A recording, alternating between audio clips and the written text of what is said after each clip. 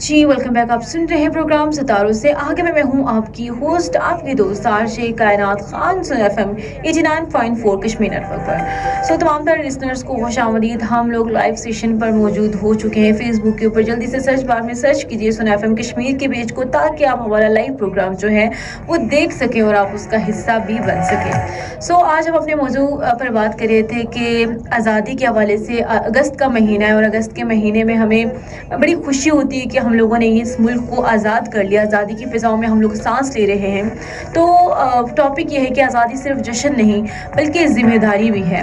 अब कौन सी ज़िम्मेदारी, ये मैंने आपको पूरे प्रोग्राम के अंदर बताया। देखिए, हर साल 14 अगस्त बड़े जोश खरोश से मनाते हैं। बच्चे हों, बड़े हों, बूढ़े हों, बुज़ुर्ग हों, हर कोई इस आज़ादी को सेलिब्रेट कर रहा होता है। घरों को सजाया जाता है, गलियों को सजाया जाता है झंडों से, सब्ज़ हिलाली परचम को लहराया जाता है घरों के ऊपर।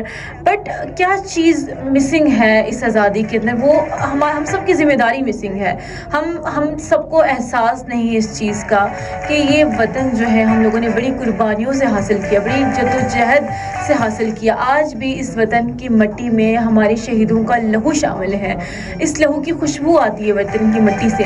तो इस आज़ादी का हम लोगों ने ख्याल रखना है, एहतराम करना है। और हर फर्द जब जिस चीज़ को अपनी ज़िम्मेदारी का एहसास होगा, उसमें शऊर होगा, वो अपने मुल्क को एक बेहतरीन मुल्क बना सकता है। और लोगों को चाहिए, अपने लोगों को चाहिए कि वो इत्तेफाक और इत्तेहाद के साथ रहें, कानून की पासदारी करें। अपने घरों को जैसे आप साफ़ सुथरा रखते हैं, वैसे ही आप अपने मुल्क को नफ़रतों से पाक रखें, दुश्मनियों से पाक रखें। जो झूठ, फिसाद, बदअमनी, इंतशार जो इस मुल्क में फैलाया जा रहा है, उन सब से अपने मुल्क को बचा कर रखना है। क्योंकि इस मुल्क को हासिल करने के लिए हमारे आबाओ अजदाद ने, हमारे बुज़ुर्गों ने बहुत ज़्यादा कुर्बानियाँ दी हैं। हमें तो एक प्लेट में रखा हुआ एक इनाम मिला है ना, तो इस इनाम का हम लोगों ने, इस इनाम की बड़ी कदर करनी है।